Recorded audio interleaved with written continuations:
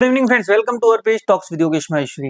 आज बात करेंगे 7 दिन में पैसा डबल होने वाली स्कीम के बारे में। काफी टाइम हो गया है, आईपीओ मार्केट ठंडा पड़ा है और जो भी आईपीओ आ रहे हैं वो ओवर वैल्यूड आ रहे हैं या जिनकी फाइनेंशियल सही नहीं है। बट एक ऐसा आईपीओ आ रहा है जिसके फाइनेंशियल्स भी सही लग रहे हैं, सेक्टर भी अच्छा लग रहा है और 7 दिन में पैसा डबल भी कर दे। हाँ, हालांकि वो एसएमई आईपीओ है बट ठीक है, 7 दिन में पैसा डबल कर सकता है अगर आपकी किस्मत है तो। जी हाँ दोस्तों, बात करेंगे C2C एडवांस सिस्टम आईपीओ के बारे में। क्या है इसके पॉजिटिव एंड नेगेटिव पॉइंट्स और क्या है इसके फंडामेंटल्स एंड ऑल, और लगाना है नहीं लगाना है वो आगे चलो वीडियो में जानते हैं। C2C एडवांस सिस्टम लिमिटेड, जिसको डीबी सिस्टम प्राइवेट लिमिटेड नाम से जाना जाता था, और इसकी स्थापना 2018 में हुई थी। और यह company mainly electronic solution provide करती है डिफेंस सेक्टर में। तो जैसा कि आपको और मुझे पता है, डिफेंस सेक्टर का नाम लेते ही कोई भी आईपीओ हिट हो जाता है। डिफेंस या एनर्जी, आजकल ये दो ही सेक्टर चल रहे हैं। हालांकि डिफेंस सेक्टर काफी टाइम से मंदा पड़ा है, बट आईपीओ आता है तो उसको अच्छा रिस्पॉन्स मिलता है, वी बोथ नो। और अगर बात की जाए इस कंपनी की, तो यह कंपनी का 90% माल एक्सपोर्ट होता है। इसका रेवेन्यू 90% एक्सपोर्ट से आता है। और अगर बात की जाए तो यह ग्लोबली अपनी सर्विस प्रोवाइड करती है। तो देखा जा सकता है तो कंपनी तो काफी अच्छी है। और इसका अगर फाइनेंशियल ईयर 24 में देखा जाए तो इसकी रेवेन्यू में काफी अच्छी ग्रोथ आई है, क्योंकि इसके प्रोडक्ट्स ही इतने अट्रैक्टिव है। और इस कंपनी की अगर बात की जाए तो सारी चीजें वर्चुअली चलती है, जैसे लाइक वर्चुअली सप्लाई भी करती है, लॉजिस्टिक भी वर्चुअली करती है और मेंटेनेंस भी वर्चुअली, और एप्लीकेशन भी एआई और एमएल बेस्ड है। तो देखा जाए तो काफी अच्छी तरीके से इन्होंने डेवलप कर रखी है, मतलब वर्चुअली सारी चीजें। तो अट्रैक्टिव तो होना बनता है। ये तो वही कंपनी की डिटेल्स। अब बात करते हैं आईपीओ की डिटेल्स के बारे में। आईपीओ ओपन हो रहा है 22 नवंबर को, क्लोज हो रहा है 26 नवंबर को, जिसके अलॉटमेंट की डेट है 27 नवंबर और लिस्टिंग की डेट है 29 नवंबर। आईपीओ की साइज देखी जाए तो 99 करोड़ है, पूरा का पूरा फ्रेश इश्यू है। और अगर बात की जाए प्राइस बैंड की, तो 214 से 226 के प्राइस बैंड पे आ रहा है और 600 शेयरों का लॉट है। जिसको भी आईपीओ में अप्लाई करना है तो रिटेल को मिनिमम 1,35,600 रुपए चाहिए होंगे, और एचएनआई को 2,71,200 रुपए, मतलब 2 लॉट के लिए। रिटेल 1 लॉट भर सकता है और एचएनआई 2 लॉट मिनिमम। और अगर बात की जाए रिजर्वेशन कोटे की, तो 50% क्यूआईबी को है और रिटेल को 35% और एचएनआई को 15%। बात की जाए इस इशू के पीछे के ऑब्जेक्टिव की, तो कंपनी का मेनली ऑब्जेक्टिव कैपेक्स के ऊपर है।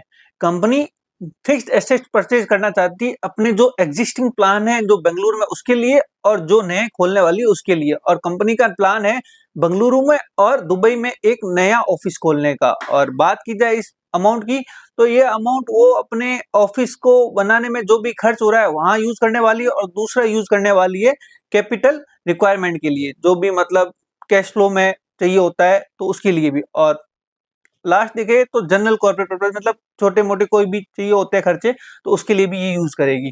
और बात की जाए इसके प्रमोटर होल्डिंग की, तो प्री आईपीओ 56.32% प्रमोटर होल्डिंग है, और पोस्ट आईपीओ कंपनी ने अपनी आरएचपी में मेंशन नहीं किया है।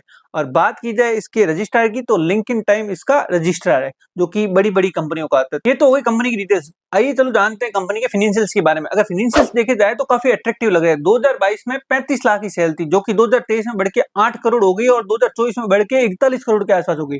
और 2025 के मिड में, मतलब अभी आधा साल ही हुआ, उसमें भी 43 करोड़ की सेल ये कर चुके हैं। अभी आधा साल और बाकी है।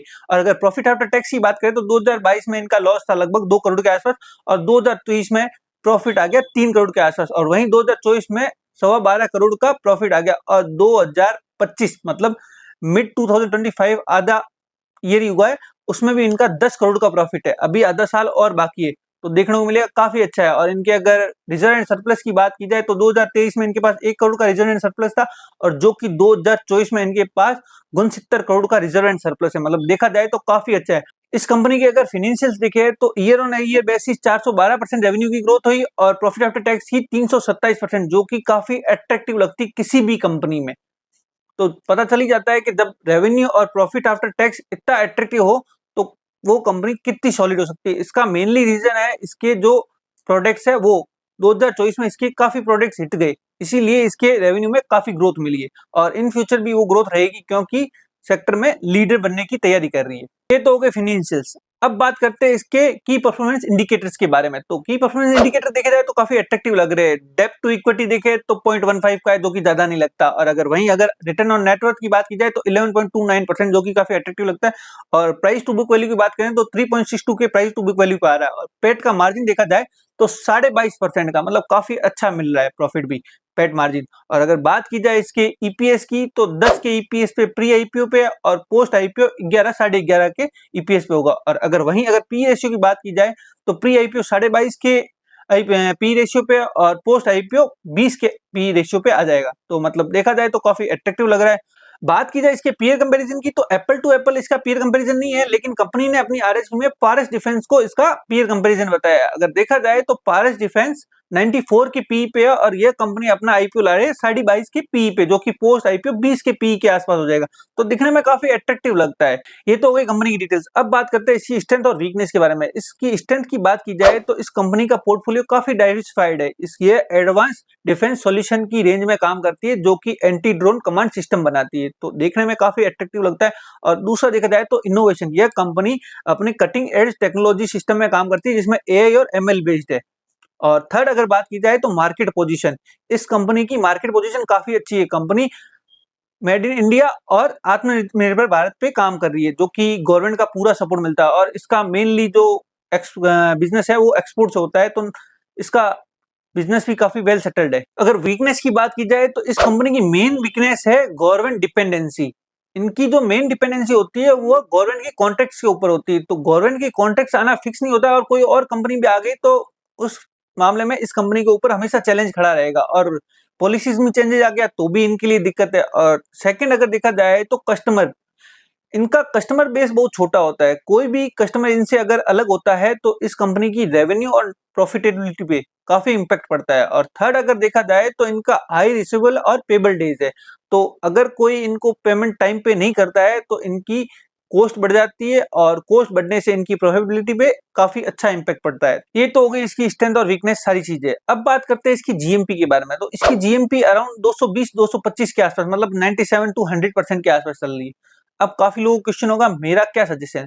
मेरा सजेशन है इसको शॉर्ट टर्म और लॉन्ग टर्म दोनों के लिए लगाया जाए। हाँ, एसएमई आईपीओ मिलना थोड़ा मुश्किल होता है, क्योंकि 400 to 500 टाइम्स मिनिमम सब्सक्राइब हो जाते हैं, तो मिलना तो मुश्किल रहेगा, बट ट्राई करने से पीछे तो नहीं हट सकते जब पैसा डबल वाली स्कीम दिख रही है। तो मेरा सजेशन है आप अपने हर फैमिली मेंबर के खाते से एक एक स्लॉट जरूर लगाएं। ये पैसा डबल वाली स्कीम है। और देखा जाए तो लॉन्गर टर्म में ये अच्छा रिटर्न देखा जाएगा। तो और अभी के हिसाब से लग रहा है 450 के आसपास लिस्ट होगा, बट मेरा सजेशन है और मुझे जहां तक अंदाजा है यह 600-700 के आसपास भी जा सकता है, क्योंकि डिफेंस सेक्टर में अच्छा माना जा रहा है और सस्ते वैल्यूएशन पे आ रहा है और अट्रैक्टिव वैल्यूएशन पे आ रहा है, तो इसलिए काफी अच्छा भी लग रहा है। तो मुझे अंदाजा है 600-700 के आसपास आ सकता है नियर टर्म में, not for listing day, but near term में आने की संभावना है। Thank you friends for watching us, and if you like our video, please like, share, subscribe, and please comment. Thank you.